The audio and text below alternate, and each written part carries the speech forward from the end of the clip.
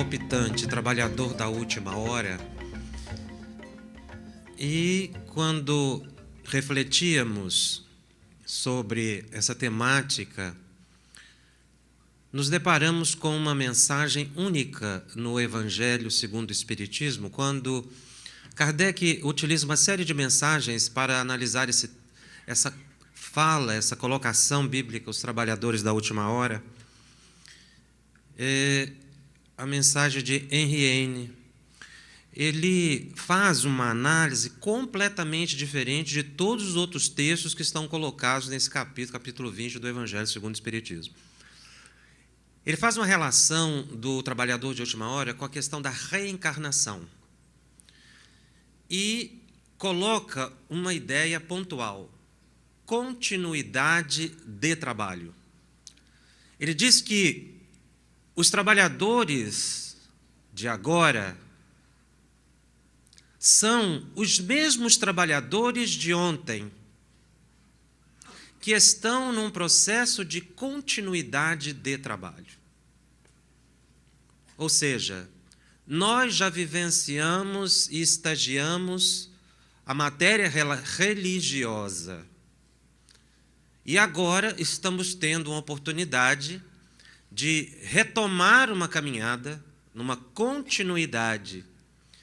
E essa percepção de Kardec, ao colocar essa mensagem, é muito interessante, porque ela, de certa forma, busca conscientizar-nos. Nós precisamos conscientização da atividade na qual estamos vinculados ou desempenhamos. Nós já sabemos que não existe o acaso. Ninguém reencarna por acaso. Cada um de nós está vinculado a um contexto de acordo com aquilo que assumiu, com seu planejamento reencarnatório. E que nós todos, ou a maioria de nós, escolheu, se não diretamente, pelas circunstâncias que nos levaram a optar. E aí, o trabalho espírita, numa percepção de continuidade de trabalho, precisa ser abraçado com muita responsabilidade. Fala-se muito de voluntariado. E quando se fala de voluntariado, surge aquela questão de que o voluntário é aquele que vai a hora que quer, quando quer, do jeito que quer, faz aquilo que deseja. Nós precisamos entender que a gente é voluntário até o momento em que você opta pela atividade, pelo trabalho. Aí acabou, você não é voluntário mais. Você está sob um contrato, um vínculo, um compromisso. E nós que trabalhamos com médium, temos conversado com médiuns pelo país todo, a gente vê ainda muitas pessoas, não é, que só vão à reunião mediúnica o dia que acha que deve ir. Só vão ao trabalho promocional quando acham. Por quê? Porque eu sou voluntário, ninguém me obriga. Então, há uma incompreensão do que seja a questão do voluntariado. O voluntariado, na visão jurídica, exatamente representa um vínculo, né, que você tem com a instituição, não empregatício, mas o que não indica aí uma falta de compromisso com a tarefa. Daí nós abraçarmos com muito amor essa atividade e começarmos a ter, de forma mais concreta, essa percepção de vida espiritual. No Evangelho, no capítulo Sede Perfeitos, há uma mensagem chamada O Homem no Mundo. Nós estarmos no mundo, é o que diz o Espírito, mas não sermos do mundo. Isso é muito interessante, porque entra na perspectiva de eu exatamente compreender que eu estou num processo de espiritualização. Aliás, Emmanuel fala isso. Nós precisamos espiritualizar tudo que é humano. A doutrina espírita, ela procede do mundo espiritual. Nós somos seres espirituais que ocupamos um corpo. E muitas vezes essa ideia não é muito clara, ou se ela é clara, a gente não costuma colocar na vida prática, de forma concreta. O que isso significa na minha vida? E vamos avançar nessa análise a partir de uma colocação básica de Allan Kardec no Livro dos Médiuns, quando ele define médium e mediunidade. Acho que todos nós, estudiosos da doutrina, conhecemos de cor essa fala de Kardec, essa anotação. Médium é toda pessoa que sente, num grau qualquer, a influência dos espíritos. Essa faculdade é inerente ao homem. Kardec, ele não criou uma religião, ele não começou o trabalho, ele falou, não, agora eu vou criar uma doutrina nova. Não. Ele era um pesquisador. E durante a sua pesquisa, ele verificou que todas as pessoas têm possibilidade de percepção extrasensorial, metafísica.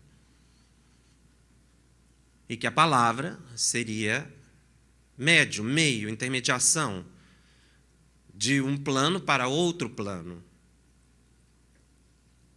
Obviamente que no Livro dos Médiuns ele busca estudar os médiuns ostensivos. Ele utiliza a palavra médium para os médiuns ostensivos, basicamente no Livro dos Médiuns, mas a palavra ela tem uma definição mais ampla e que, às vezes, a gente passa por cima e não percebe, não consegue analisar as consequências disso que ele está falando.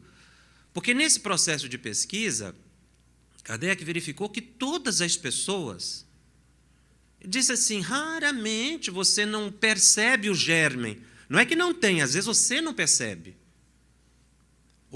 a mediunidade da pessoa.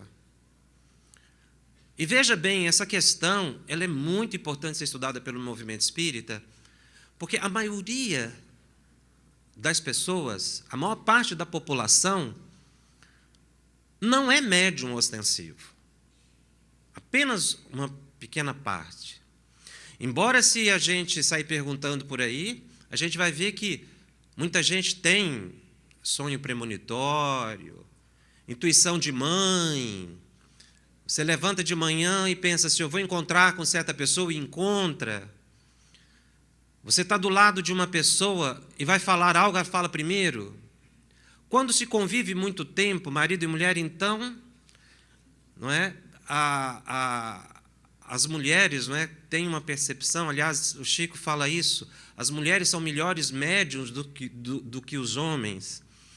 Então, tem uma percepção, a mulher, o homem, do jeito que ele levanta, ela já sabe como é que está o estado emocional. Isso é uma questão de convivência, mas também existem percepções que vão além do olhar, que é um sentir. Isso estudado psicologicamente, mas tem contornos de percepção extrasensorial.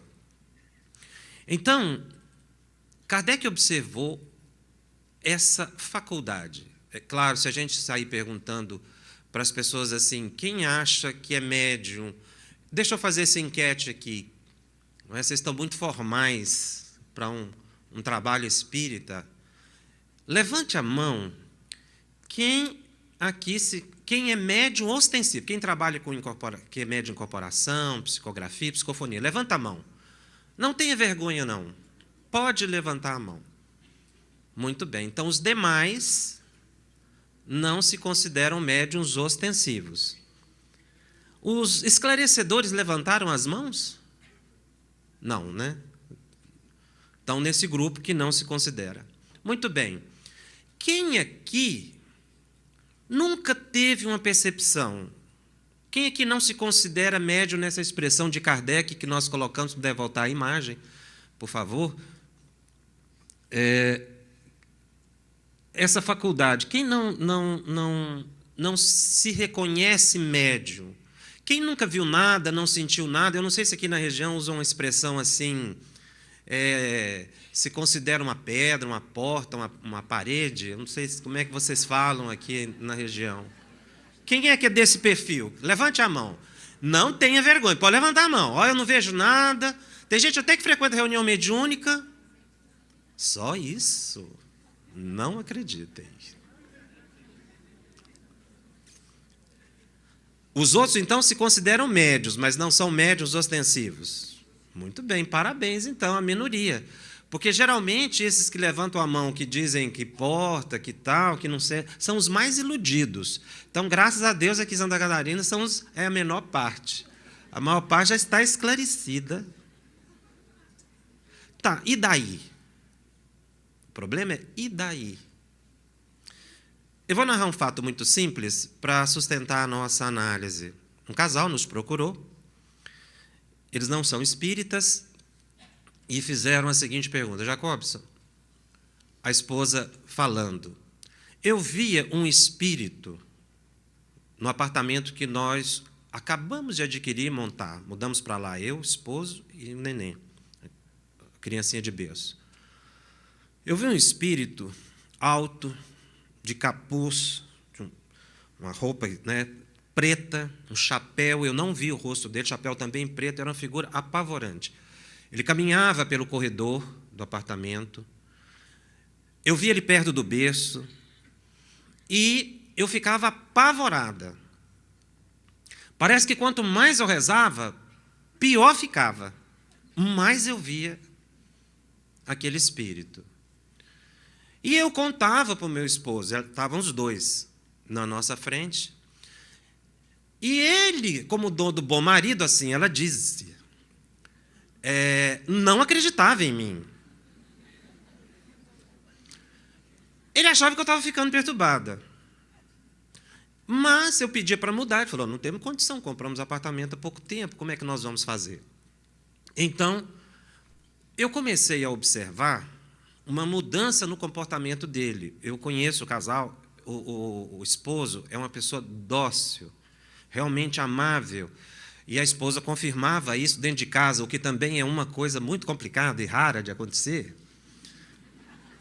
Ele é muito educado conosco, sempre muito gentil, muito amável, e começou a mudar o comportamento, foi ficando nervoso, brigava por qualquer coisa, irritava-se, chegava do trabalho, e, enfim, foi mudando o jeito de ser para ficar uma pessoa agressiva, nervosa, irritável, tudo que insatisfazia. Nós mudamos de apartamento, acabou que essa situação perdurou mais de um ano, e mudamos. Quando nós mudamos, eu não vi mais o espírito. E o meu esposo voltou ao estado normal. O que é que estava acontecendo? Ou o que é que aconteceu? Obviamente que aquele espírito estava ligado ao local, por vários motivos, nós não poderíamos precisar qual seria. Ela, médium ostensiva, vidente. E por que quanto mais ela orava, ela via o espírito? Por quê? Porque ela sintonizava. A gente precisa aprender até a orar. Eu conversei com a psicóloga certa vez que quando saía um paciente, ela ficava muito desgastada, ela começava a orar e ela ia piorando, porque ela não sabia orar. Nós precisamos orar para desligar o pensamento e não para focar a atenção, porque senão você mantém aquela irradiação, e no caso dela, ele intensificando a sintonia. E por que ele mudou o comportamento? Aí é que está. Está crescendo bastante um estudo que a AME tem feito das repercussões neurofisiológicas da mediunidade. Porque essa colocação de Kardec, ela ficou num plano assim, filosófico. Kardec chegou a dizer, Kardec tinha uma percepção fantástica para a época. Ele chegou a dizer que mediunidade era algo orgânico. Isso gerou uma polêmica muito grande, ao ponto de Emmanuel depois ter que colocar que é orgânico espiritual. E a medicina vem verificando que existe, sim, repercussão orgânica da mediunidade. Então, não é uma questão meramente fisiológica. Houve uma mudança no comportamento dele porque ele estava somatizando as percepções. Mas não apenas por uma questão psicológica, por uma questão, inclusive, hormonal, provocado por determinadas substâncias que nós vamos ver na sequência. Então, o que acontece? É preciso ampliar o entendimento. 100 anos depois, Emmanuel, no Seara dos Médiuns, faz a seguinte colocação, porque o Seara dos Médiuns foi um livro publicado em comemoração ao centenário de O Livro dos Médiuns. Ele interpreta várias partes ali do Livro dos Médiuns, e, a certa altura, ele retoma a análise de Allan Kardec como faculdade, e ele não chama a mediunidade aqui de faculdade, mas de sentido. Olha o que ele coloca. Considerando-se a mediunidade como percepção peculiar à estrutura psíquica de cada um de nós, encontrá-la-emos nos mais diversos graus, em todas as criaturas. À vista disso, podemos situá-la facilmente no campo da personalidade, entre os demais sentidos de que se serve o espírito a fim de expressar-se e evolver para a vida superior. Então, o que Emmanuel coloca aí, na esteira de Allan Kardec? Ele fala faculdade, chama de sentido. E aqui ele coloca como um sentido que está ao lado dos demais sentidos. Então, mediunidade, a faculdade mediúnica é um sentido. Como ver, ouvir, falar. O nosso cérebro, falando assim a grosso modo, ele é departamentalizado. Não é?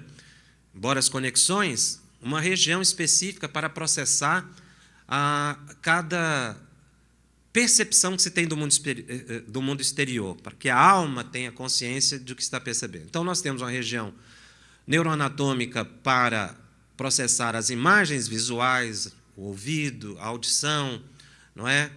O olfato, enfim.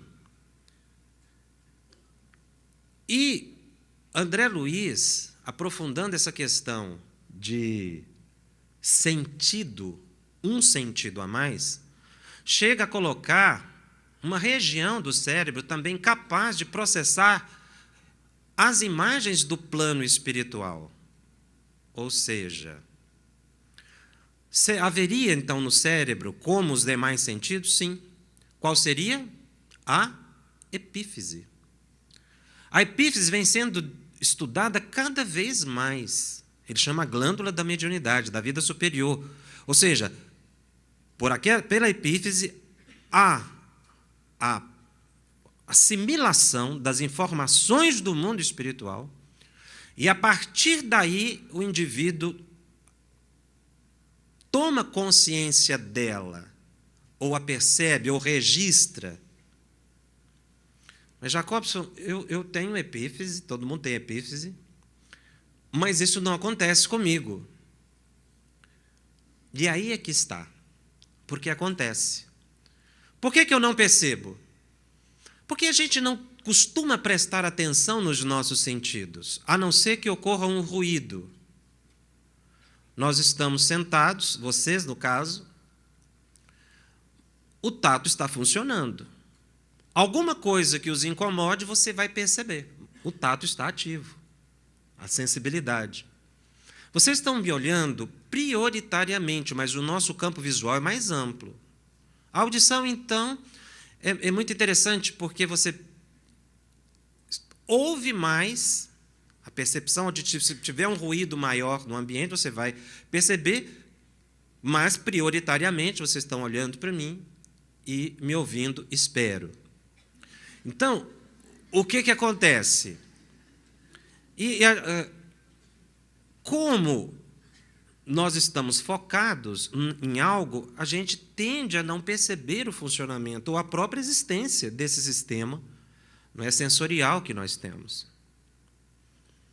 Muitas vezes, uma amiga, né, uma comadre, chega na casa, não é, da outra, na hora do almoço, e fala aquela palavra mágica que faz com que a mente feminina mude totalmente de foco.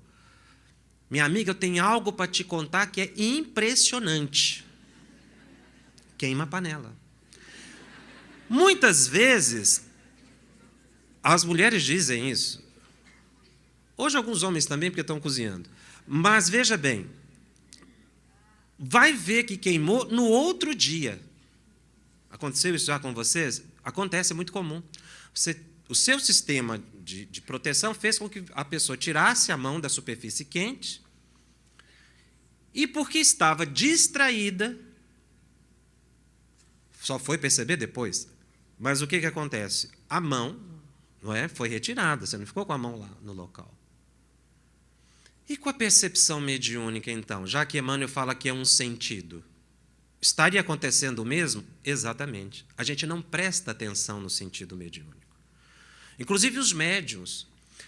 Nós precisamos mudar o jeito de estudar o livro dos médiuns. O livro dos médiuns é um livro de autoconhecimento. Todas as pessoas precisam estudar o livro dos médiuns para se conhecer, para entender como é que funciona a mente, a nossa mente. Porque ali a gente tem a impressão que Kardec está estudando, e ele realmente faz isso, naquela visão enciclopédica, ele tinha que dar nome para os fenômenos. Então, ele foi nominando cada um daqueles fenômenos, né, classificando, porque é um trabalho científico. Mas, se você estudar com cuidado, analisar o que ele está dizendo, ele está ensinando o indivíduo a viver. Quem é médium de incorporação sabe, e muitos dizem, é mais difícil não incorporar do que incorporar. Por quê? Muitas vezes a pessoa perde o controle. Então, a questão é que nós não temos um foco de atenção na percepção mediúnica, a não ser que ocorra um ruído. Não é?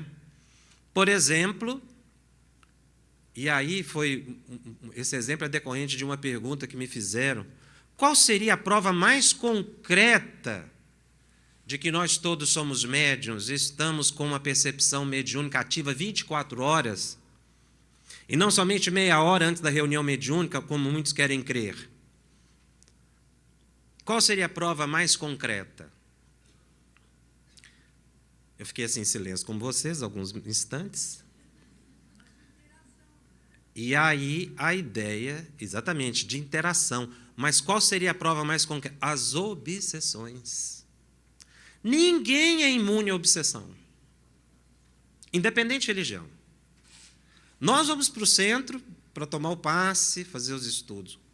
As outras pessoas vão para os seus ofícios. Tem gente que é ateu, mas começa a ver que alguma coisa não está dando certo, aí vai para uma igreja, vai para um centro de umbanda, vai para buscar uma ajuda também. Olha, meus negócios não estão bem, eu estou fazendo tudo, enfim, alguma coisa está acontecendo. Eu até não acredito muito não, mas não faz mal. Então eu vou. Porque ele sabe que está acontecendo algo que não é do plano físico. As doenças, então, têm sido muito investigadas nesse sentido, porque tem médicos que já estão encaminhando as pessoas para o centro espírita para complementarem o tratamento, porque sabe que precisa de um suporte de oração, de um apoio de afastamento de influências e coisas assim. Mas a questão é que nós não prestamos atenção nesse sentido, porque nós não temos o hábito de prestar atenção no que pensamos. Nós só pensamos, mas nós não criticamos ou não analisamos o nosso pensamento. O ser humano é o único ser que tem a metacognição, ou seja, a capacidade de pensar o ato de pensar. A gente precisa começar a pensar no que pensa, para que você, a partir daí, identifique a origem do pensamento. Isso é estudado por Allan Kardec no Livro dos Médiuns. Porque a partir dessa percepção, eu vou pautar a minha vida. Aliás, muitas pessoas caminham teleguiadas. à noite sofrem uma hipnose de perseguidores espirituais, acordam no automatismo e não percebem. Até porque ou não são espíritas ou porque não acreditam. Daí serem os mais fáceis de serem comandados, porque não opõem resistência. Acha que tudo que vem na sua mente é fruto da sua própria cerebração. E não é assim. É preciso começar a criticar a partir do entendimento de que nós somos seres espirituais ocupando um corpo físico. E estamos mergulhados no mundo espiritual. Aliás, é uma pergunta que eu coloco. Onde é que está o mundo espiritual? Onde é que é o mundo espiritual? Tem gente que ainda acha que é lá em cima. Não, nosso lar está em cima do Rio de Janeiro. O mundo espiritual é lá em cima. Ou então embaixo, né? Mas onde é que é o mundo espiritual? Nós aqui que somos estudiosos dessa temática. Onde é que é o mundo espiritual? Pode falar, eu estou ouvindo. Nós estamos vivendo, na imagem de Kardec, como se estivéssemos dentro de um grande oceano. A água é o fluido cósmico. Então, nós estamos mergulhados no mundo espiritual. O mundo espiritual é aqui. Se você tiver dúvida, desencarne agora que você vai ver onde você está. Isso é didático, por favor. Nós estamos no mundo espiritual, com sentido de percepção espiritual. Nós estamos captando pensamentos de encarnados e desencarnados o tempo inteiro. Mas não somos atentos, nós somos distraídos. Só quando ocorre o ruído, uma obsessão, aí eu vou procurar ajuda.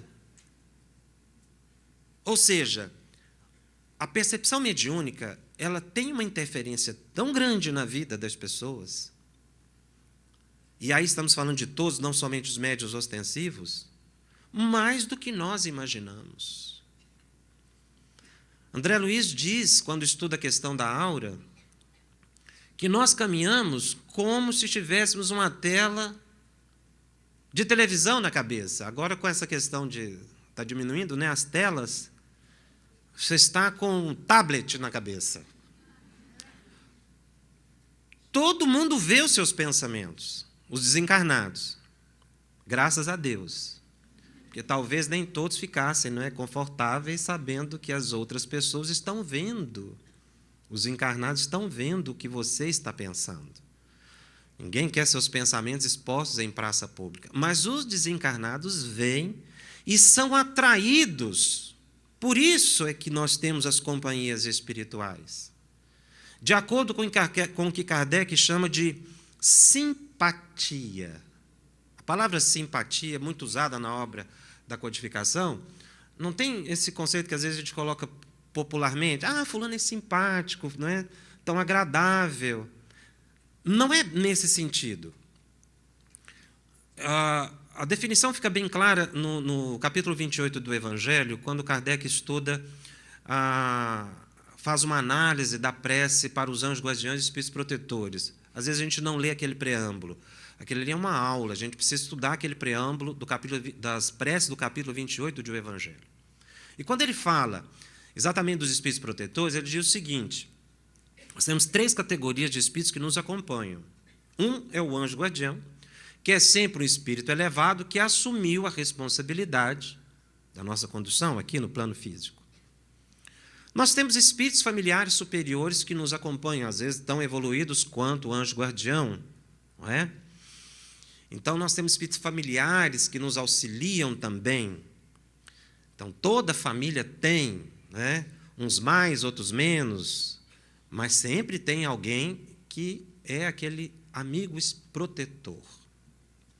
Então, nós vamos ter um anjo guardião, depende da sua família, você vai ter uns 2 ou 3, sei lá, né? Depende do esforço aí, mas vai ter um grupinho ali te ajudando. O problema é o terceiro grupo, que são os espíritos simpáticos. Porque simpático é o que gosta do que você gosta. Entendeu ou não?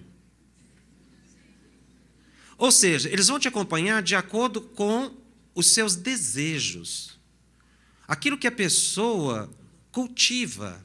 Por isso, simpatia. E aí a gente pode dizer até que esses espíritos são simpáticos mesmo. Porque o obsessor, ele só incomoda quando a gente vai perdendo o controle. No início, a obsessão ela é agradável. Porque o espírito estimula os nossos sentidos. Mas no momento em que você começa a perder o controle, aí isso é uma perturbação. No início não é. Porque se fosse desagradável, não se tornaria um processo obsessivo. Porque ele exatamente vai atender aos meus desejos, às minhas tendências. Então, pelas suas tendências, pelos seus desejos continuados, você vai ver quantas pessoas estão caminhando com você. Se serão bons ou não. São essas as categorias. E que a gente precisa, então, entender que nós estamos no mundo espiritual com um sentido que nos dá exatamente a condição de captar essa informação. Mas a gente deixa isso num plano filosófico, e não é. O que tem faltado muito é isso, consciência. A partir de um entendimento do que é médium e que é mediunidade. Essa busca de entendimento da definição, ela é fundamental para que a gente possa, logicamente, não é, verificar o sentido da vida na Terra. Por que estarmos no mundo e não sermos do mundo? Aqui é um trecho tirado do livro Os Mensageiros, de André Luiz. Esse livro é fenomenal. É um manual de estudo. E ali ele analisa vários casos de médiuns falidos. Ele diz que existem missionários, achei interessante a colocação do nosso companheiro anteriormente sobre a questão da missão. Dizer, pessoas que nascem com tarefa específica, que me chamam de missão na área científica, muita gente na área da mediunidade. Os Mensageiros é uma escola de preparação de médiuns no mundo espiritual. E André Luiz, analisando ali, chega à conclusão, os mentores vão mostrando que a maioria das pessoas que vêm com tarefa específica na área científica, ou os missionários da área científica, voltam com êxito para o mundo espiritual, realizaram adequadamente a tarefa. Contrariamente, a maioria dos médiuns volta falido para o mundo espiritual. Porque programaram e não conseguiram desempenhar. E aqui nós temos algumas informações importantes. Preparei-me, então, durante 30 anos consecutivos para voltar à Terra em tarefa mediúnica, desejoso de saldar as minhas contas e elevar-me a alguma coisa. Aí nós temos 3 informações. Primeiro, o médium, de acordo com o seu compromisso, ele vai receber um preparo no mundo espiritual. André Luiz disse que são tratamentos mesmo que ele recebe em nível perispiritual para que ele tenha condições de, encarnado, o cérebro poder registrar as percepções espirituais. No caso desse jovem aqui, 30 anos, o que não é pouco tempo. E a outra informação que ele dá é o grande objetivo: saldar minhas contas. Por isso é que a vida do médium é tão complicada. Porque a pessoa passa um tempo longo no mundo espiritual. Você imagina 30 anos você recebendo passes ali, estudos para ampliar a sua capacidade perceptiva, quando encarnado. Então, no caso desse rapaz, ele teria que, a certa altura da vida, por desencargo de pai e mãe, assumir a responsabilidade de 6 meio-irmãos. E ele, com 15 anos, a mediunidade já surge ostensiva. Mas ele acabou se envolvendo com uma jovem. E, na expressão de André Luiz, os espíritos superiores são muito amenos para falar das coisas. Não gosto de palavras muito pesadas. Então, mas aqui André Luiz, para definir aquele espírito, ele engravidou uma moça e teve que se casar com ela. Mas ele atraiu para dentro da sua casa um espírito monstruoso na condição de filho. Casamento não tem nada a ver com mediunidade, não atrapalha o compromisso do médium. Dom Bezerra casou 2 vezes, a segunda com a cunhada, você imagina? Então, o que acontece? Esse jovem não poderia se casar, mas depois que ele acabou se envolvendo com essa moça, ele não deu conta e abandonou aqueles 6 meninos na rua. Quando ele desencarna, ele vai descobrir que aqueles 6 eram os mentores espirituais dele, que endossaram-lhe a reencarnação. Aí a decepção que ele sofreu e ficou muito tempo perturbado. Então, a vida do médium é de luta. Ivone fala muito disso no Devassando Invisível. A Ivone, ela diz que passou por todo tipo de dificuldade. Mas Ivone tinha uma aspiração. Eu acho isso muito bonito. Ela fala no Recordações da Mediunidade e no Devassando Invisível. Ela queria muito trabalhar com os espíritos superiores. Ela desejava trabalhar com os espíritos superiores. Veja que Ivone foi suicida em várias encarnações. Mas ela queria trabalhar. E aí Charles, que foi o pai dela em encarnação anterior, um iniciado hindu, foi estabelecendo para ela várias situações de provas a fim de que ela adquirisse condição de trabalhar com Leon Denis, Bezerra de Menezes. A vida dela foi de muita luta, de muita dificuldade. Ela não pôde se casar também. Ela namorou com um rapaz por carta, por um bom tempo, um rapaz da Europa. Você vê que beleza aquela carta, 1 mês para chegar lá a carta, outro mês para voltar. Era um amor assim belíssimo, porque agora é no WhatsApp, é na hora. Aquilo não dá, porque a informação é muito rápida, não dá nem para sentir o que o outro sentiu. Você já vê a resposta, às vezes é errada a resposta. Então, ela marcou encontro com o rapaz no Rio de Janeiro. O rapaz foi. Quando ela foi para o encontro, ela viu Charles. E aí ele disse, tudo bem, você tem liberdade, mas é ele ou nós? E vai ela mandar o pobre do rapaz embora para a Europa, porque ela tinha essa pretensão. Então é interessante, porque a gente tem que desejar trabalhar com os bons espíritos. E aí vem a questão da missão novamente. Emmanuel diz que nós temos que construir a nossa missão lá no Consolador. Não é esperar. Nós temos que construir.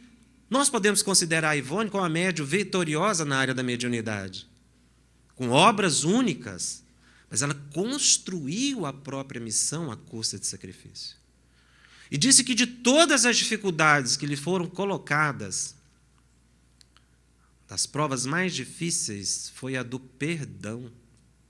Mas nesse perdão corriqueiro, os grandes testemunhos de perdão que ela teve. Ela morava de favor, escrevia para jornal, ganhava pouquinho, não é, André? Naquela época que jornalista ganhava pouco, agora, não é? Então, ela escrevia aquilo ali, então tinha uma vida muito modesta. As pessoas iam na casa dela e dizia, as pessoas chegam aqui em casa e veem Bezerra de Menezes, Leon Tolstói, Leon Denis. Quando eles saem, eu penso, oh, meu Deus, que ilusão, só vi obsessor aqui dentro de casa. Porque era uma vida de renúncia. Daí aquela informação, retomando a imagem, quando coloca as 3 informações que eu disse. Primeiro, o tempo. E esse tempo tem uma consequência muito grande, porque a pessoa fica muito sensível. Acho que é por isso que tem muita disputa no movimento espírita. Todo mundo é médio, todo mundo é muito sensível. E aí surge uma figura que eu não sei, eu perguntei para o Olenir, ele falou que aqui não tem. Mas a gente vê em outros lugares, um chamado melindre. Já ouviram falar? Acho que nem ouviram falar disso. Né? Por que médio é tão melindroso? Porque é muito sensível. Embora melindre tenha a ver com vaidade e orgulho. Uma pessoa muito melindrosa é uma pessoa muito vaidosa, porque ela não aceita a opinião das outras pessoas. Então, aqui nós temos a informação de que o preparo, a sensibilização, mas também saldar as minhas contas. Então, o médium reencarna para pagar dívida. E se der tempo, é o finalzinho lá, elevar-me alguma coisa. Em função das responsabilidades que ele passa a ter. Mas a mediunidade mais comum, daí, por causa dessa mediunidade aqui, da intuição, é que surgem as obsessões. Porque o que é obsessão? Contato de pensamentos. Por que um pensamento contacta com o outro? Porque todos nós somos intuitivos. Todo mundo é capaz de intuir. Kardec, lá no Livro dos Médiuns, diz que a transmissão do pensamento será por meio do espírito do médium. Tecnicamente é um fenômeno anímico e não mediúnico puro, mas usando a palavra mediunidade lato sensu, a gente vai entender que o médium intuitivo age como o faria um intérprete. Por que eu disse que é um livro de autoconhecimento? Porque você precisa começar a perceber como é que você está interpretando as informações do mundo espiritual que está captando. Todos nós estamos captando. Temos que tirar essa ilusão. É a maior ilusão de que a gente não capta nada do mundo espiritual. Captamos sim. É mudar o foco. Quem é que sente? Quem é que pensa? É a alma, o corpo é veículo. Os sentidos são as janelas para que a alma possa captar o plano material e captar o plano espiritual, que também é material. Porque se a gente analisar a questão da matéria, fluido é matéria, num estado diferente, que Kardec chamou de quintessenciado, mas é matéria. Então, nós estamos intuindo, mas a gente não tem a percepção de que estamos sendo intuídos. Por isso o indivíduo é teleguiado. André Luiz narra o fato de um rapaz que, à noite, dormia, ia para os ambientes mais baixos e perigosos, lupanares. Então ele acordava de manhã abatidíssimo, mas o anjo guardião, naquele estímulo para que sempre a pessoa se renove. Quando esse rapaz sentava para tomar café, o anjo guardião chegava atrás e aplicava um passe que o revigorava. Muitas vezes nós nem sentamos para tomar café. Eu imagino que o guia deve sair correndo atrás da pessoa, falando, senta, senta, senta. Vou nem dizer uma pressa, o rapaz sentava para tomar café. Ou seja, a partir daquelas percepções que ele tinha, na madrugada, ele pautava o dia. Então, ele assimilava e agia. Então, o ato de pensar, o ato de sentir, o ato de agir, vão indicar que tipo de intuição que eu estou recebendo. Se aquilo está sendo proveniente de mim ou de uma fonte exterior. Ou seja, eu sou um intérprete, eu estou interpretando. Agora, melhor intérprete é aquele que conhece da matéria. Você não vai interpretar uma língua se você não estuda bem aquela língua, se você, muitas vezes, não é nativo, você não tem como interpretar. Então, você não interpreta corretamente, interpreta deturpado, e aí é que surge o problema. Porque a gente está captando e está trazendo para o dia a dia conforme o nosso entendimento. É por isso que as pessoas erram na intuição. Porque, para que a gente possa intuir adequadamente, eu preciso conhecer da matéria. Surgiu um estudo muito interessante, publicado numa revista super interessante, falando de tipo de intuição. Isso aqui foi uma pesquisa científica, pesquisa médica. Eles identificaram 3 tipos de intuição. Porque a psicologia tem estudado muito essa questão. Por que uma pessoa intui? Intuir não é próprio do cérebro humano. Não é da natureza do nosso cérebro. Como é que uma pessoa chega no local e pensa assim, eu vou mudar para cá? Passa alguns anos, a pessoa muda. Eu já estive aqui. E realmente vai comprovar que esteve. Isso não é uma percepção puramente orgânica. Então está tendo uma busca muito grande, inclusive para tirar consequências na vida prática para as pessoas. E eles chegaram a 3 tipos de intuição. A intuição empática. Tem pessoas que sabem o que o outro está sentindo ao olhar para a pessoa. É uma sensibilidade, é mais do que uma empatia. Você não está se colocando no lugar da pessoa. Você olha e sente o que a pessoa está sentindo. Muitas vezes você não está convivendo com a pessoa. Ou se está convivendo, facilita o entendimento do sentimento do outro. A intuição sensorial, ligada à relação de atividade de forma automática. Então, a gente pensa e age, e no automatismo, não é? Está querendo dizer o seguinte: você age depois é que você pensa. Por que agiu? É o caso de quando você está dirigindo um carro. A gente usa muito essa intuição, não é? Por exemplo, aqui em Santa Catarina, quando vocês estão dirigindo, com qual mão vocês seguram o celular?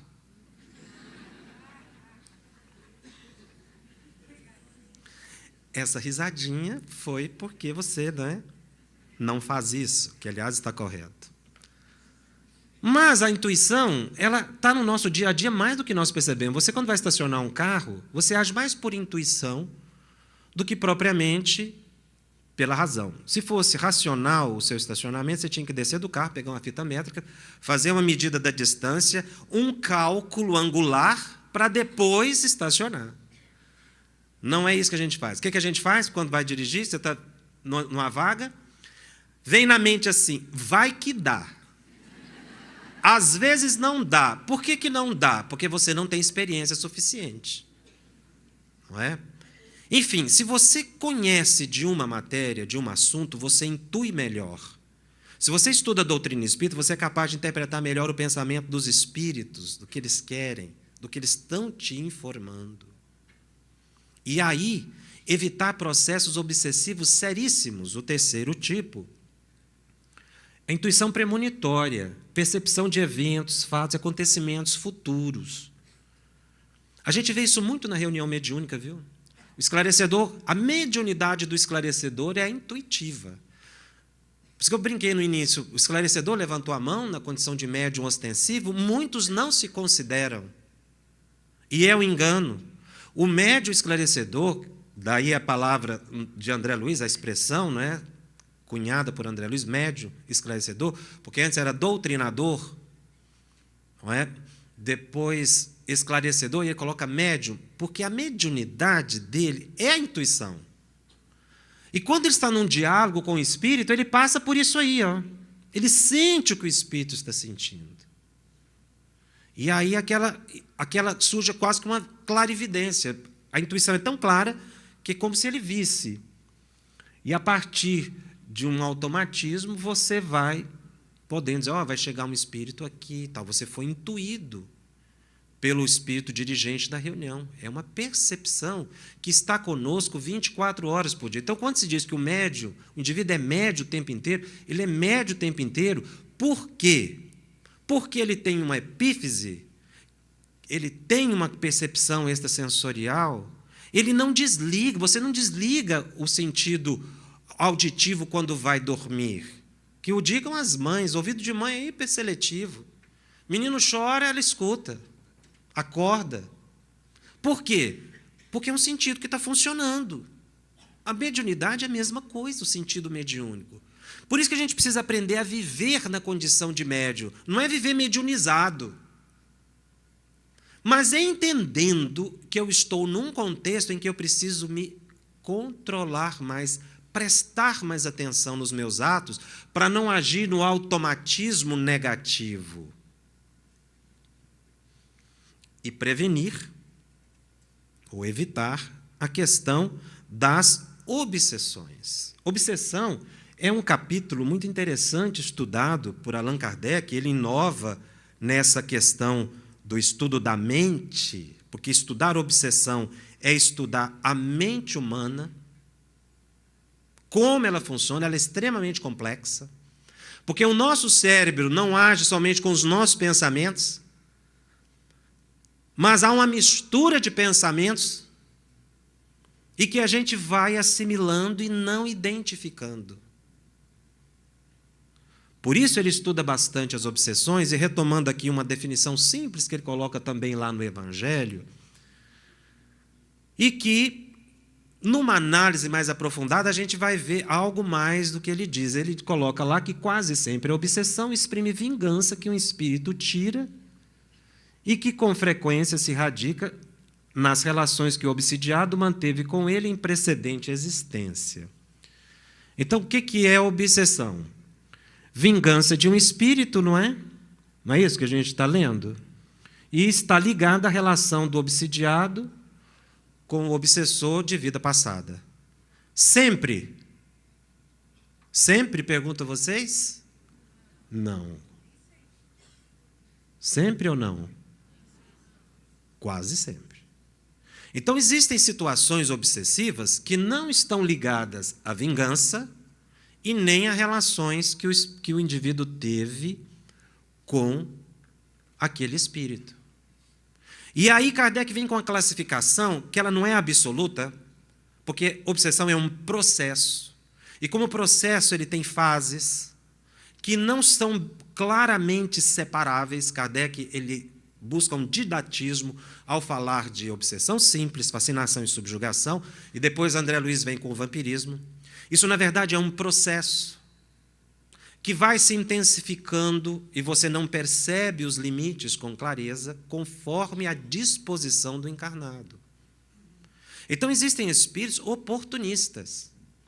Nós, trabalhadores espíritas, sofremos muito assédio, nem propriamente uma obsessão, que é aquela gradação da obsessão simples. Todos os médiuns relatam esse assédio. Chico relatava esse assédio, ele era extremamente assediado, mas aquilo não virou uma obsessão, mas ele era perseguido, é um assédio. Era uma fase, se você falar de processo obsessivo, ele estava sofrendo um assédio. Instalar-se-ia a obsessão, ou ela agravaria de acordo com a sintonia dele. E com aquela clarividência, foi quando ele viu um espírito perigosíssimo diante dele. Ele levou o maior susto, porque era como ver um ao outro, como nós estamos vendo. E os espíritos agrediam ele. Poderia agredi-lo fisicamente, por causa do efeito físico, da mediunidade, do ectoplasma que Chico liberava. Podia realmente sentir fisicamente. Ele leva um susto quando vê aquela figura em casa, e o espírito pergunta: Chico, você me chamou aqui, o que você quer comigo? E o Chico, naquela mineirice dele, inteligência, né, vira para o espírito e fala assim: ah, meu irmão, eu queria te pedir a bênção. Só te chamei aqui para te pedir a bênção. Ei, Chico, você não tem jeito mesmo. Ou seja, os espíritos estavam vigiando o Chico. Então, as pessoas, nós todos sofremos assédio. É normal. Mas instalar a obsessão, aí é do desejo da pessoa.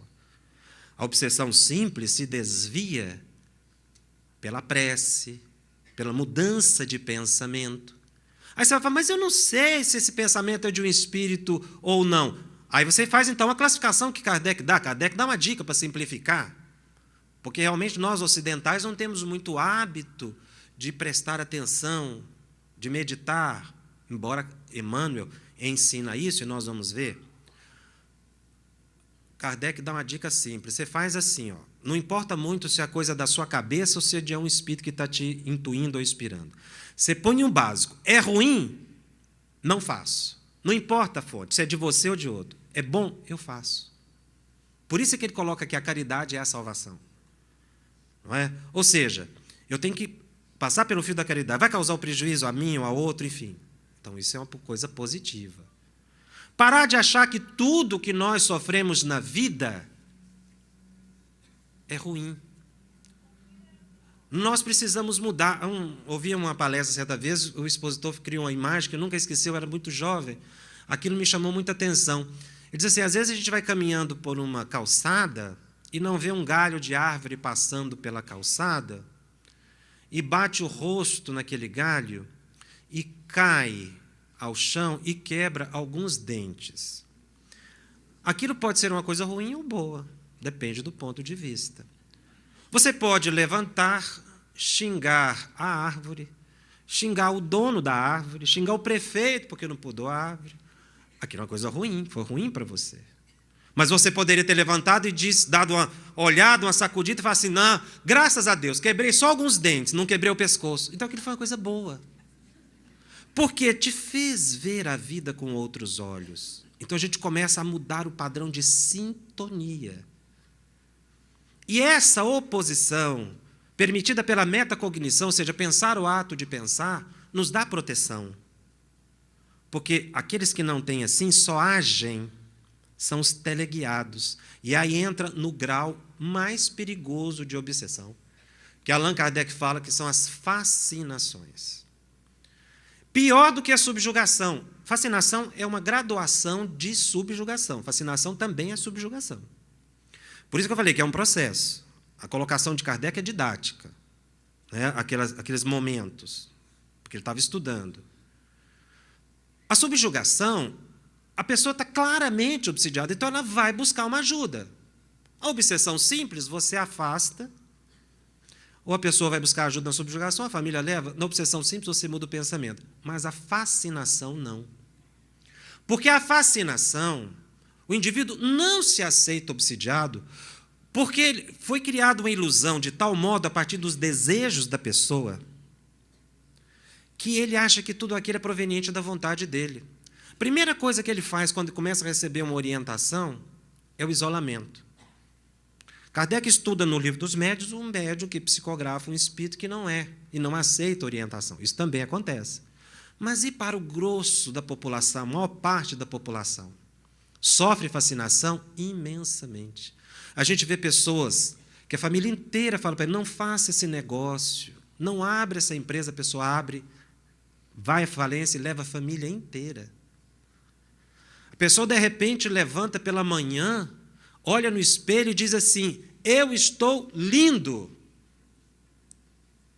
Geralmente o homem, porque a mulher é a mesma, mas a partir de uma certa idade, não é? Já casado, com 4 filhos, não é? De repente, quando...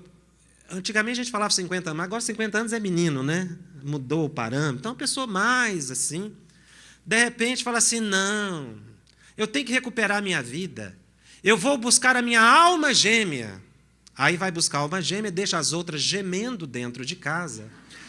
E o mais interessante, a gente tem visto isso muito no movimento espírita, principalmente se a alma gêmea tiver 17, 18 anos, assim, então é a coisa mais fácil de achar uma alma gêmea.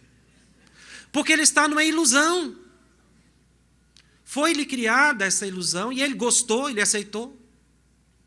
Aí a responsabilidade. E destrói um programa reencarnatório, desarticula uma família a partir de um processo de ilusão. E os espíritos vão aproximar, porque os espíritos estão acotovelando. Então, são espíritos oportunistas. Muitas vezes não é um perseguidor de vida passada. Eles é atraído pelo desejo da pessoa. Daquela frase que foi lembrada pelo nosso irmão agora há pouco, né, que nós sabemos de cor, a tradução de Guilherme Ribeiro, é interessante quando ele fala, reconhece o verdadeiro espírita pela sua... Me ajuda aí? Nós sabemos de cor. Qual é? Não, vocês não são tímidos assim. Pode falar alto. Todo mundo. Reconhece-se... Como é que é a frase? O verdadeiro espírita. Todo mundo.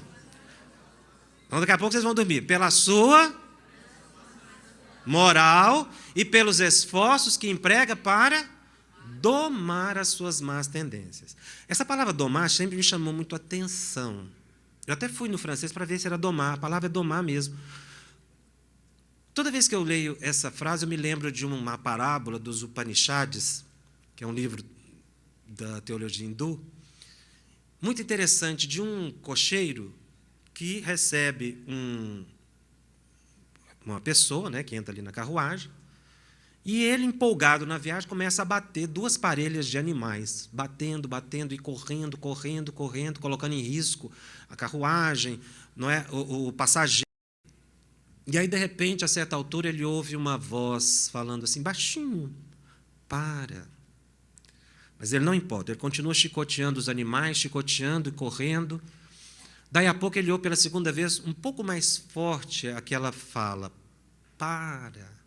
Mas ele não para. Ele continua chicoteando os animais e até aumentando a velocidade. De repente ele ouve um para mais alto, que lhe chama a atenção. E aí ele observou que aquele para veio lá de dentro, não é, da carruagem. E ele lembrou quem estava sentado lá dentro era o dono da carruagem. Aí ele para. E a análise dessa parábola é muito interessante porque os animais seriam os nossos sentidos. O cocheiro, o nosso ego.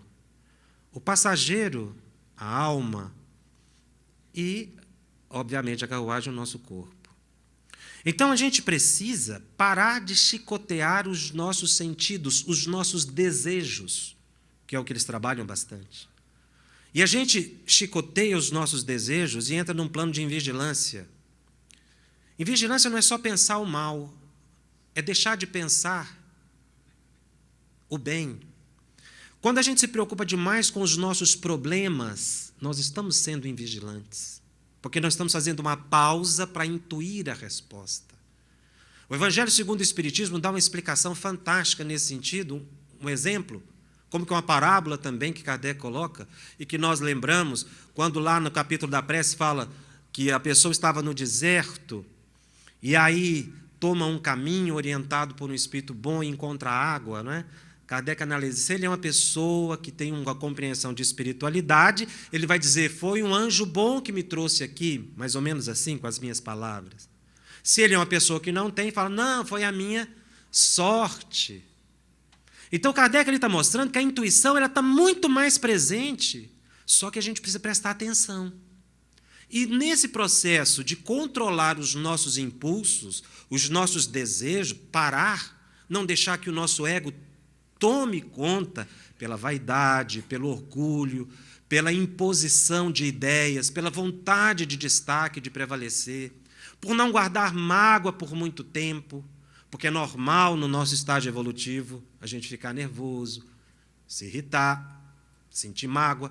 Mas à medida que você se esforça, você reconhece o verdadeiro espírita, por quê? Porque aí nesse processo você está buscando a sua espiritualização.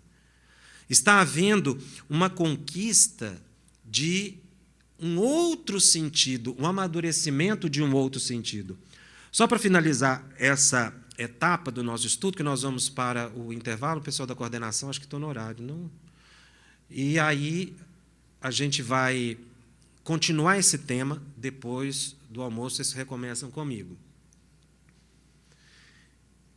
Então, aqui nós temos algumas causas, né, das obsessões. Vingança, tem espírito que realmente é vingativo, e que manifesta na reunião mediúnica, falando de uma vingança. Mas até aqui a gente tem que analisar a coisa com cuidado. Ninguém vinga de um anjo. Ninguém vinga de alguém que lhe fez o bem. Então, o problema foi criado por aquele que é supostamente a vítima, que é o encarnado, porque o encarnado é sempre a vítima, o culpado é o desencarnado. Ele não pode se defender.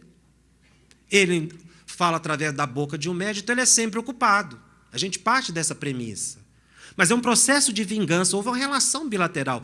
Por isso que a questão está radicada em vida passada, e a gente tem que tomar muito cuidado com o julgamento do espírito que chega acusando ou perseguindo.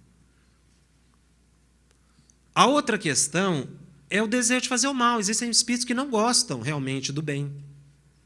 São esses oportunistas que, quando a luz acende, surgem as mariposas, os seres das sombras. Por isso que médium precisa estudar muito. Mediunidade é uma luz que se acende, diz Leon Denis no Invisível. E toda vez que você acende uma luz à noite, o que acontece?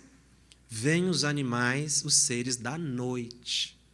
É a primeira informação que a gente tem sobre vampirismo.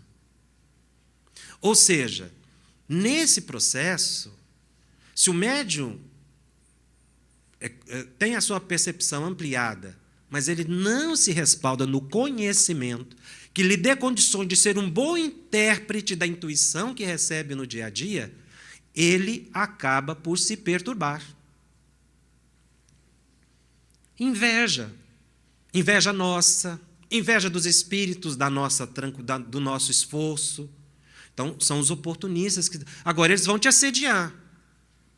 Vão aproveitar que você está chicoteando os seus sentidos. Por isso o ato de domar. Controle, autocontrole.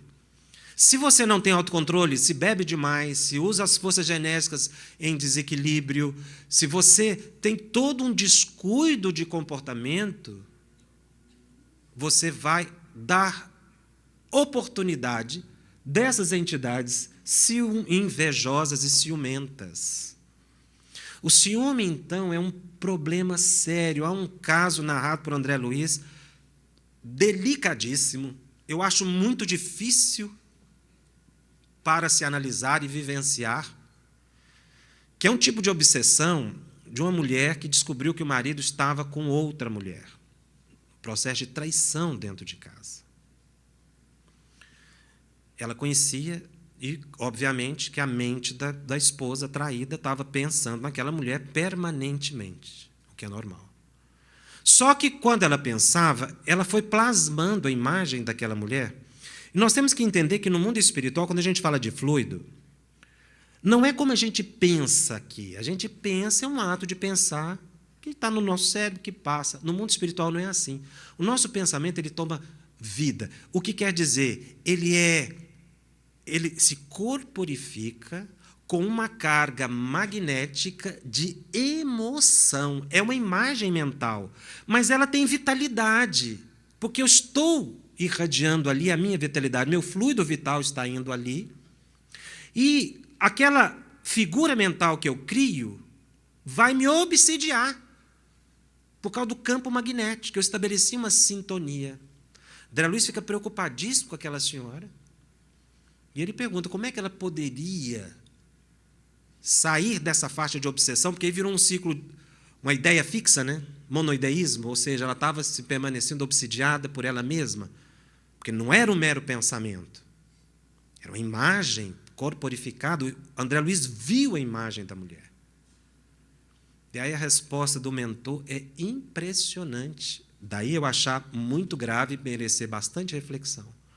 Eu pergunto, o que essa senhora pode fazer para se livrar dessa imagem mental? E o mentor responde, perdão. Ela precisa perdoar o marido. Só assim ela vai quebrar esse ciclo vicioso. E poder, obviamente, reanalisar essa situação e até auxiliá-lo, que está num processo. Vê-lo noutra circunstância, não mais como marido se não tem essa condição, mas para que ela possa ajudá-lo na recuperação, vê-lo como um filho, como um ente querido. Isso é delicado, mas é a resposta em função dessa percepção mediúnica, não é? Ou tem espíritos que têm orgulho de um falso saber, os espíritos que querem enganar. A gente vê muitos médiuns envolvidos com esses espíritos que respondem tudo, orientam tudo. É o tal do guiísmo, que é muito sério. Proveito da fraqueza moral do médium. É o desejo. É aquilo que eu gosto. Então eu não tenho vontade, é preciso ter vontade de ser missionário, eu tenho que ter vontade de trabalhar com os bons espíritos, eu vou me preparar para isso, eu tenho vontade de trabalhar no passe. Emmanuel fala isso, a gente tem que querer fazer as coisas de bem. Por isso nós começamos falando de voluntário, eu tenho que desejar fazer algo de bom. Aí eu quebro aquela faixa de sintonia de perseguição obsessiva.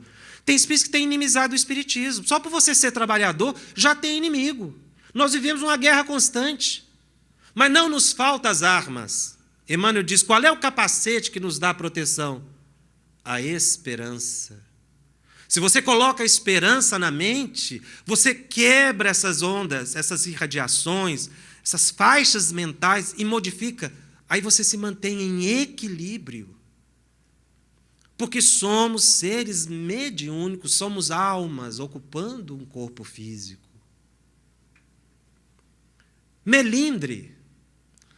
Como é uma manifestação de vaidade, então, tem gente que você olha, não agrada, tem gente que você não olha, não agrada. Não tem meio termo. Nós precisamos controlar essa sensibilidade exagerada da gente. Aceitar mais as pessoas, ter menos melindre, não ficar ofendido. A palavra melindre está no livro dos Médiuns, no capítulo das obsessões, como uma das causas das obsessões. Essa palavra é de Kardec. Você vê, naquela época ele já tinha percebido que melindre é porta aberta para obsessão. Aí a pessoa sai do centro, é tudo que o obsessor quer. Às vezes funda outro centro, que aliás é um fenômeno muito estranho no movimento espírita. Surge outro centro da briga de um, né? Aí vai o povo. Mas já é um processo de perturbação geral que aconteceu ali. E aí o médium se isola.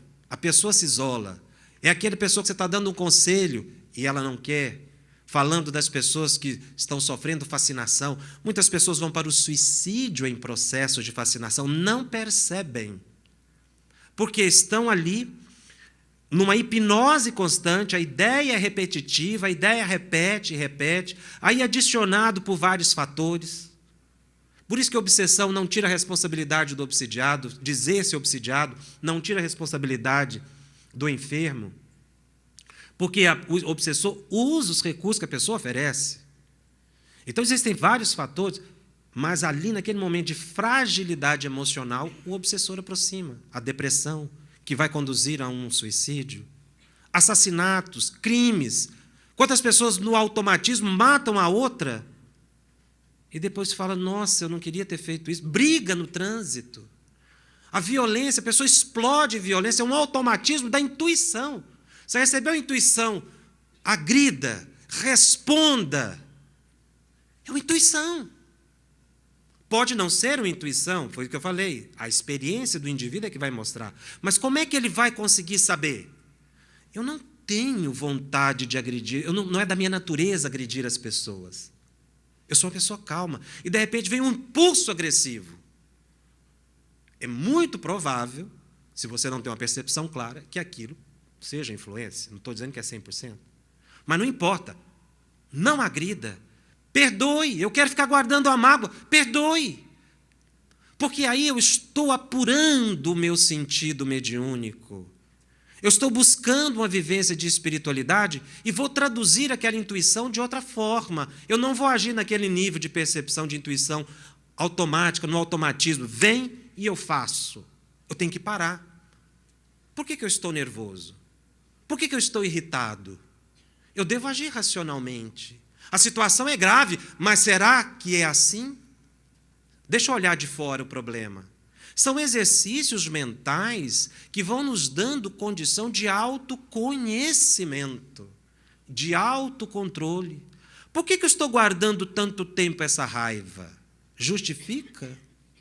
Então, a gente, na medida em que vai fazendo esse autocontrole, que é um autocontrole do sentido mediúnico, porque esses sentidos eles estão associados, a gente estuda também isso de forma didática, mas tudo está misturado. Não é? Como nós estamos ligados, vivemos em rede, ou seja, as nossas emoções também se comunicam. Nós vemos lá em nosso lar, uma pessoa em nosso lar lá, tem que tomar cuidado com o que pensa, porque lá vive em rede, as pessoas estão conectadas. Mas nós vivemos conectados como em nosso lar. Aquilo ali é um exemplo do que acontece aqui, só que a gente não percebe. E essa conexão de encarnado ou desencarnado é que gera uma série de perturbações. E que a gente precisa mudar isso, o espírita precisa mudar para perceber-se médium, e depois do intervalo eu vou falar outras coisas, outras dicas que podemos dar. Muito obrigado. Nós estamos analisando a questão da vivência mediúnica, ou seja, nós temos que sair daqui, seria a proposta, vendo-nos médiuns, não para fenômeno ostensivo, mas médium na vida, com todas as consequências dessa expressão. Uma senhora me procurou, me encontrou comigo e me perguntou, dizendo assim, eu tenho 40 anos que frequento a reunião mediúnica. Agora eu tenho uma grande dúvida. Eu disse, qual é? Eu não sei se eu sou médium. Se a senhora não sabe, Tem gente que depois de 20 anos, 25 anos, pergunta, eu ainda não sei diferenciar os meus pensamentos, se são meus ou dos espíritos. E é algo que se deve superar rapidamente, de início. Então, sem essa busca de aperfeiçoamento interior, não é possível a sintonia. André Luiz faz uma relação direta entre o nosso comportamento e a sintonia. A pessoa está na reunião mediúnica e está pensando em outra coisa. Nós precisamos aprender a colocar corpo e mente no mesmo local. A gente está aqui pensando lá fora. E fora pensando na reunião mediúnica. É importante para manter a serenidade da mente, o equilíbrio, a percepção do espaço. Porque muitas vezes a mente viaja. A gente vê isso muito em médium, conversando sozinho, conversa. Daí a pouco ele se perde. Então, a gente precisa prestar atenção no pensamento e fazer uma crítica. Não, espera lá, onde é que eu estou? Para que, inclusive, a gente possa progredir na mediunidade e aprender a superar certas interferências. Sem querer fazer biografia, mas, aproveitando que estamos chegando do almoço, e sei que vocês comeram modicamente, para ter uma boa percepção dos estudos, quando eu comecei na reunião mediúnica, eu tinha 17 anos. E a gente recebe aquelas orientações básicas. Olha, você não pode comer, não é? Tem que ficar de jejum. A reunião era às 8 da tarde, eu começava o jejum às 16 horas. Jovem, você sabe como é que é? Aquela fome, né? Mas obedecia direitinho. Então, chegava 8 horas na reunião mediúnica e era impressionante. Naquele horário, a vizinha fritava um bife. Era uma vizinha de muro baixo. Então, mas era janela com janela. O perfume, eu via a cebola sendo jogada. Olha, realmente era algo assim, ou incorporava ou não incorporava. Ali não tinha jeito. Tinha que tomar uma decisão. Então, a gente foi aprendendo ao longo dos anos a abstrair de certas situações, não é? De barulhos, de ruídos, de conversa, para que você possa manter a mente sob equilíbrio. Senão, a gente se perde nesse emaranhado de pensamentos, de ondas mentais que corre o ambiente. Para isso, nós precisamos conhecer.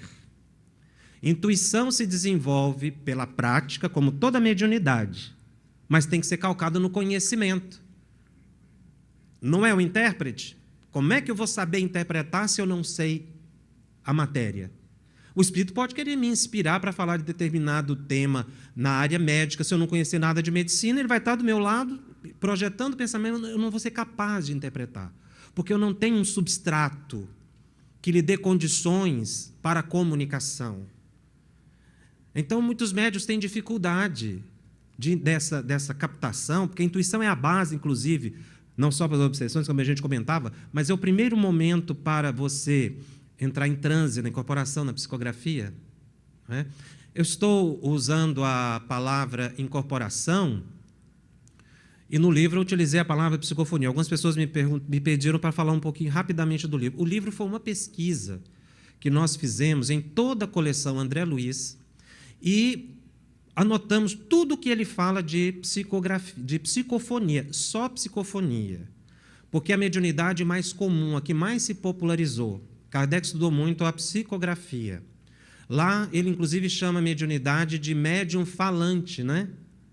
É a primeira definição. Lembram lá no livro dos médiuns? Médium falante.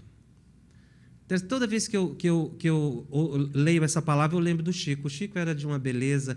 Ele dizia assim, as mulheres são melhores médiums do que os homens. Não entendi o riso. Então, mas é verdade, a sensibilidade. Falei logo antes, né, pela manhã. Então, o que acontece? A palavra vem com esse conceito de incorporação. André Luiz usa a palavra incorporação, até o Missionários da Luz. Depois ele passa a usar psicofonia. Então, eu utilizo indistintamente psicofonia ou incorporação. Então, foi uma pesquisa. Todas as obras, André Luiz fala da incorporação ou psicofonia. Nós juntamos tudo naquele volume e fizemos uma análise aí sustentado nas obras da codificação e nas obras complementares idôneas. Então, é um trabalho de pesquisa voltado realmente para quem quer aprofundar no conhecimento da psicofonia, mas como o mecanismo é o mesmo para a psicografia, a obra ela se destina exatamente a esse estudo. Então, o que acontece? A gente precisa conhecer, estudar. Fiz esse parâmetro exatamente porque a gente precisa se desdobrar, mas naquela visão ali de André Luiz nos domínios da mediunidade. Elevemos nosso padrão de conhecimento pelo estudo bem conduzido e apuremos a qualidade da nossa emoção. Nós somos seres emocionais, por natureza. Somos muito conduzidos pela emoção. Então, nós somos extremamente afetados pela emoção. A gente ama demais, odeia demais, tem raiva. Há uma instabilidade. A nossa razão fica obnubilada pela nossa emoção, porque a gente guarda sentimentos longo tempo. Então, quando ele fala estudo bem conduzido, não é ler muito. É meditar mais sobre o que lê. É tentar conciliar. Olha, o que se lê com o que se faz. Os livros Fonte Viva, Vinha de Luz, Caminho, Verdade e Vida, Pão Nosso e o Palavras de Vida Eterna, são as obras que Emmanuel interpreta trechos do Evangelho. Cada uma tem 180 capítulos. Se você lê um por dia, em 2 anos e meio você faz um curso de espiritualidade com Emmanuel. Mas leia e passe o dia meditando. Porque o estudo bem conduzido é aquele que causa no indivíduo aprendizagem. O que é o aprendizado? É você conseguir aliar o conhecimento à prática. Senão você sabe muito, mas não teve aprendizado. Porque diante de uma situação inesperada, você não está conseguindo aliar o que sabe à situação nova. É o que a gente avalia na academia. A prova da universidade, da escola, ela é incapaz de avaliar, porque ela pega conhecimento. O que se quer hoje saber é se o aluno ele é capaz de aprender algo e, diante de uma situação inesperada, ele faça uma ligação de conteúdos e resolva o problema. É isso que se espera de nós. Por isso que ali André Luiz fala de estudo bem conduzido que nos dê qualidade. Então é meditar, analisar, pegar dicionário, faz parte. Se nos propomos a recolher as mensagens das grandes almas, lembrando que nem todo livro psicografado é espírita. O livro espírita é aquele que tem consonância com as obras da codificação. Ele pode falar de espiritualismo, mas ele não é uma obra espírita, porque choca. A obra doutrinária era aquela caracterizada por uma unidade. Ela não tem conflito nela mesma.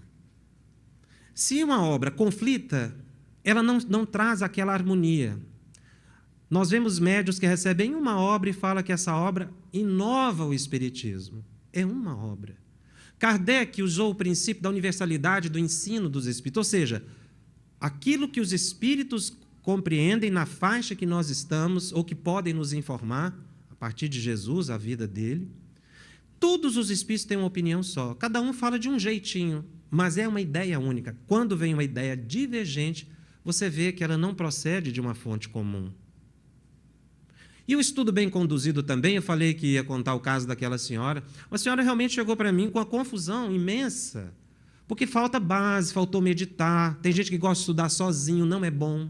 A gente precisa estudar em grupo, trocar ideia, ser pesquisador. Mas ela leu o Nosso Lar e falou assim, olha, eu não gostei desse livro. Eu até fui conversar com ela, falei, por que a senhora não gostou? Não, esse livro tem umas coisas... Olha, aquele Nosso Lar não é um bom local. A gente fica preso lá. Bom é o umbral. Eu quero ir para o umbral. Porque lá a gente tem liberdade. Você viu o André Luiz, aquela senhora, coitada, quando o André Luiz foi pedir para visitar a família, eles falaram, não pode. Lá tem ministro, não é? Esse negócio de ministro, governador, você vê como é que esse negócio dá problema. Eu falei, não é nada disso. Lá no umbral é bom, porque a hora que a gente quer vir aqui na terra, a gente vai. A hora que a gente quer voltar, a gente volta. Eu vou para o umbral, lá é muito melhor do que aqui. E a outra que leu E a Vida Continua. Ela falou assim, olha, agora eu já aprendi. Se eu estiver doente, internada, e de repente eu acordar num quarto branco, grande, e pedir para falar com a minha família, eles falarem assim, mais tarde, já sei, morri. É o estudo refletido que a gente precisa fazer para aliar aquilo à prática, para entender a nossa casa mental. Nós estamos na faixa da consciência para a subconsciência. Inclusive, há um estudo neuroanatômico desse capítulo do livro No Mundo Maior, capítulo 3, chamado Casa Mental, em que a medicina concluiu, esse livro que tem quase 50 anos, que realmente o nosso cérebro é trino. Existe uma parte basal que é a mais primitiva. André Luiz fala que nós estamos muito focados em nível subconsciente, em hábitos e em automatismo, que seria comandado pelos nossos nervos, não é? Ou seja, a gente não sente com equilíbrio, age num hábito muito primitivo de receber uma ação e ter uma reação igual e contrária no mesmo nível. A gente ama e quer ser amado, a gente não perdoa e quer ser perdoado quando essas ações são unilaterais, elas não são bilaterais. Eu não preciso da concordância do outro para ter perdão. Eu preciso perdoar. Isso é uma questão de equilíbrio interior. O esforço, o nível consciente é o que nós estamos agora, seria o desejável, em que o esforço e a vontade já determinam a mudança do ser. O mais primitivo, a gente é comandado pelos instintos. Na fase de consciência, que estaria situado em nível de córtex motor, e é ali que André Luiz diz que estão situadas as nossas forças, os nossos esforços de vontade, que nós precisamos intensificar para nos ajudar a elevar o nosso padrão e chegar no nível superconsciente. Nós temos que superar o plano da consciência. Nós temos que entrar no plano da superconsciência, que é estudado também por Emmanuel no livro Roteiro, em que a gente já consegue perceber o plano espiritual. É a fase de superconsciência, é a vivência da condição de espírito, estar no mundo e não ser do mundo. O que é isso? É viver mediunicamente. É viver num estado de compreensão da dor, da luta, superar a reclamação sistemática da vida, aprender a agradecer mais o que se tem. É a fase da superconsciência que estaria ao nível, se nós pudéssemos fazer um contraponto, e André faz nesse livro, nos lobos frontais. Ou seja, é aquela região que se ilumina no momento da oração. Nós precisamos estender a nossa visão de mundo para entender que aqui é uma casa de passagem. E como casa de passagem, ela deve ser bem cuidada e preservada, mas nós superarmos os apegos.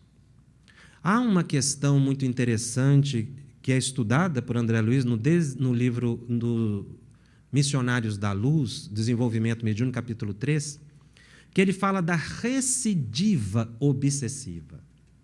Não tem essa palavra lá, é uma conclusão da análise que ele faz. O que é recidiva? É a situação da pessoa que tem obsessão, o espírito afasta e depois o espírito volta. Essa situação é possível? A pessoa que já passou por uma fase de atendimento no centro espírita, voltar ao estado anterior de obsessão? André Luiz diz que sim. Eles estão assistindo a reunião mediúnica e o André Luiz conversa com o Alexandre e pergunta se não seria o caso de afastar aqueles obsessores vampiros. Ele disse que isso já tinha sido tentado. Mas como é que você tira da casa de uma pessoa, você chega na casa de uma pessoa e diz para a visita da pessoa que vai embora? Que direito que você tem? A pessoa foi convidada, ela não está ali por acaso. Eu não tenho direito. mas nós tentamos. E cita 2 casos. O espírito foi afastado de uma senhora, era o marido que estava na casa dela. Mas ela entrou num quadro de depressão tão profundo que ela atraiu pelo pensamento o marido de volta para dentro de casa e ele, desencarnado, começou a obsidiá-la. Ou seja, o afastamento do espírito causou nela uma diminuição das defesas, a depressão iria conduzi-la a uma doença. Nós sabemos da ligação das emoções com as doenças, a depressão, uma das causas, uma das consequências seria a diminuição da imunidade, dentre outras consequências. Ela precisou que o obsessor voltasse, o marido voltasse, para que ela melhorasse a condição. Para ela, o atendimento teria que ser outro, ela tinha que mudar o pensamento, entender o problema da desencarnação. Porque parece que faltou alguma coisa, e ela ficou em tristeza profunda. E o do rapaz? O espírito foi afastado, e André Luiz usa uma expressão, vocês podem ler lá depois, está escrito assim, ele sentiu-se menos homem. Eles estavam ligados à parte genésica do rapaz. Quando ele diz que aquele jovem, ao afastar o obsessor, ele sentiu-se menos homem, o que estava afetando ali o afastamento do espírito? A libido. Então, houve uma diminuição, porque o espírito estava estimulando os hormônios, não é? E quando ele sentiu aquela diminuição, ele notou que faltava algo. E aí ele sintoniza com aqueles ou com outros obsessores. É aquele tipo de pessoa que levanta de manhã, dá uma olhada assim, parece que está faltando alguma coisa. O que é? O obsessor.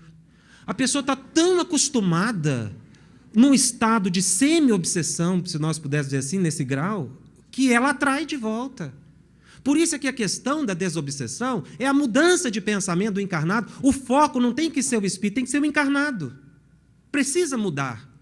Porque se não houver essa orientação, ou ela atrai de volta aquela mesma entidade, ou era outra. Porque a questão da diminuição hormonal, no caso do rapaz, o problema das funções sexuais, o que aconteceu? O André Luiz fala, ele começou a achar que estava sendo covarde, porque estava se sentindo menos homem. Ou seja, ele estava no hábito, e a habitualidade dele tinha criado no sistema límbico uma situação tal em que ele precisava do estímulo repetitivo para que pudesse manter um estado emocional, mesmo que acontecia na depressão.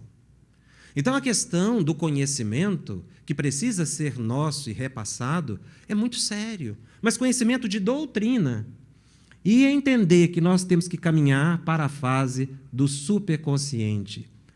E um grande auxílio é a meditação. Emmanuel trata do assunto meditação num capítulo chamado Na Meditação, no livro Caminho, Verdade e Vida.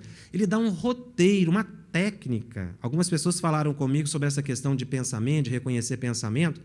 Uma delas é acalmar a mente, que se faz pela meditação.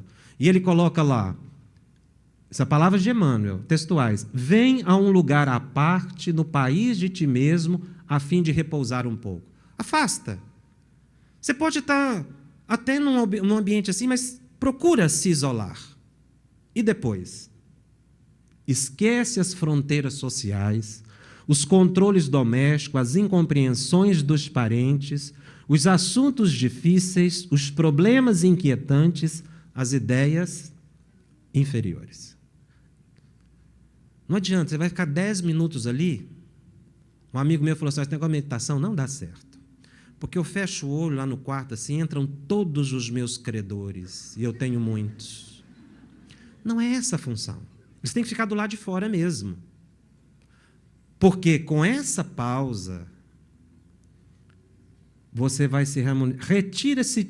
Retira-te dos lugares comuns a que ainda te prendes. Concentra-te por alguns minutos em companhia do Cristo, no barco dos teus pensamentos mais puros. Então faz uma prece, né? Mentaliza Jesus. O que vai acontecer nesse momento? Sua mente vai acerenar e a intuição será mais clara e você encontrará forças para continuar e encontrar até soluções para os problemas comuns. Porque a mente vai estar serena. Serenidade, meus irmãos, é medicamento.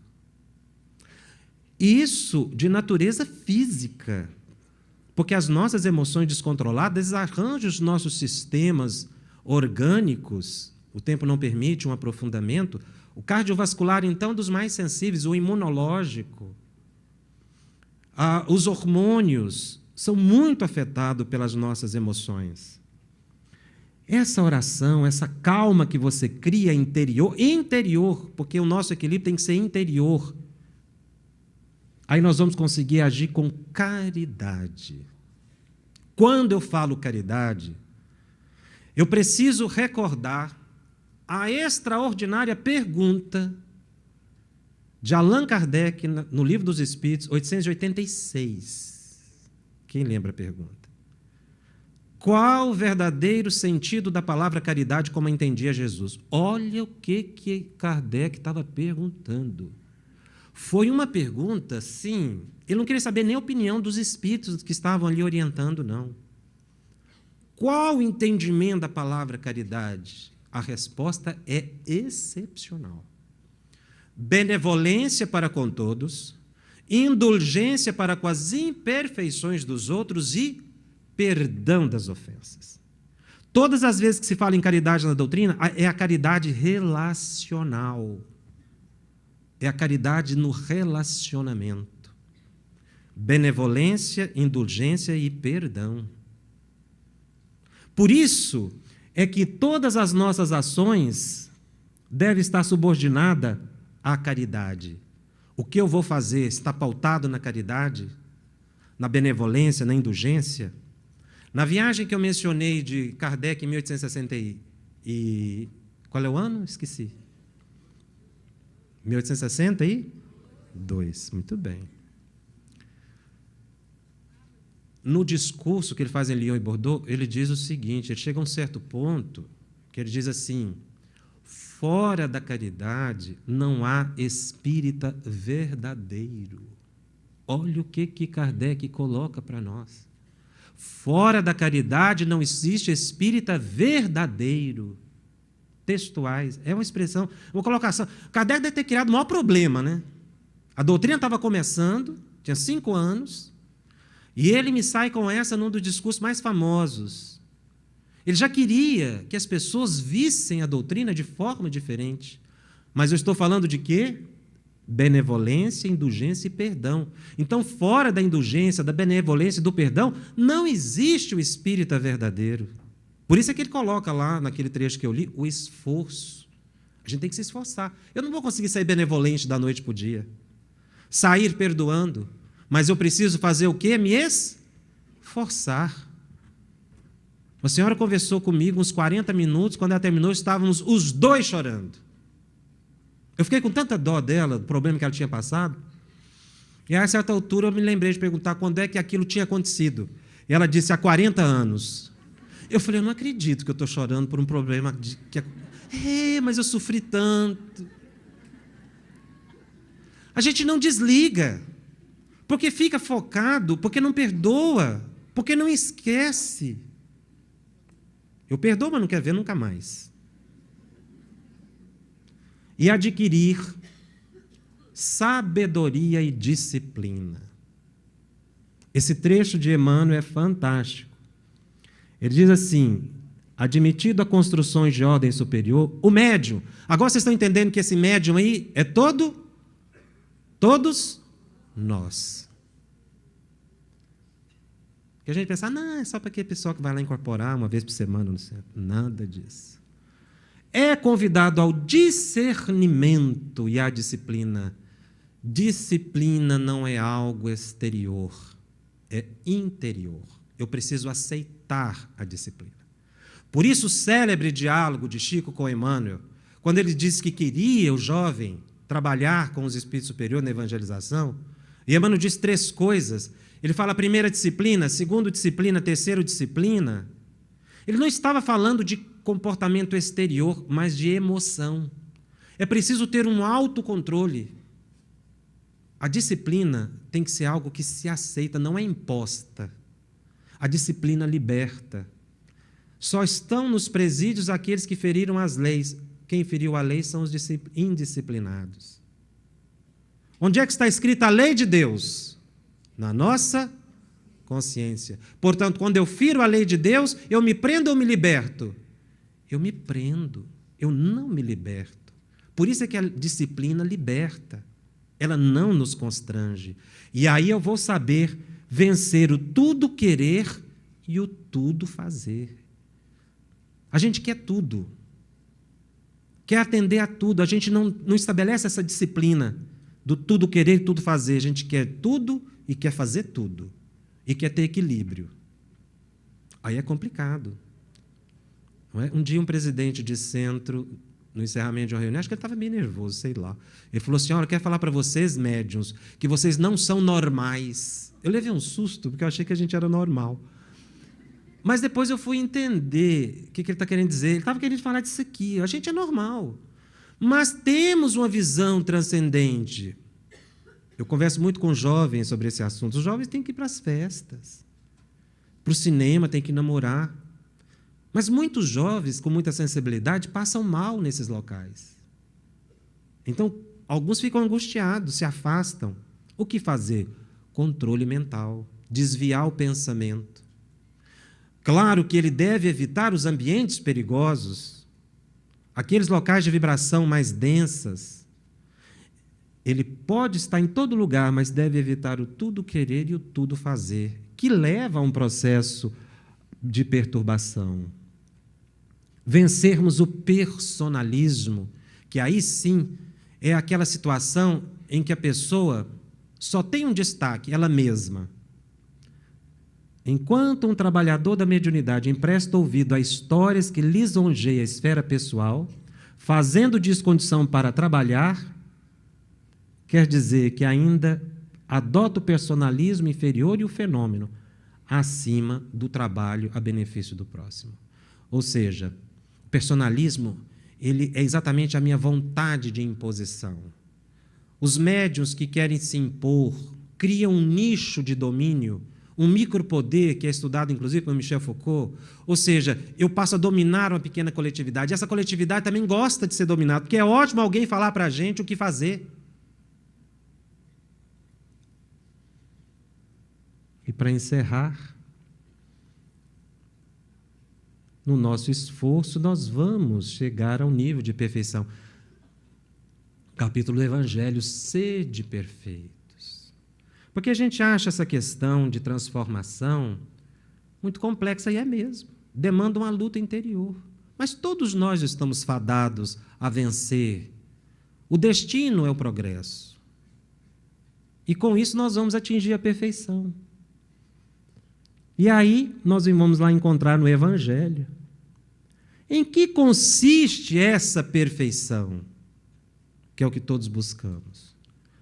Em amarmos os nossos inimigos, em fazermos o bem aos que nos odeiam e orarmos pelos que nos perseguem. É só isso. Você faça isso que você vai ser perfeito.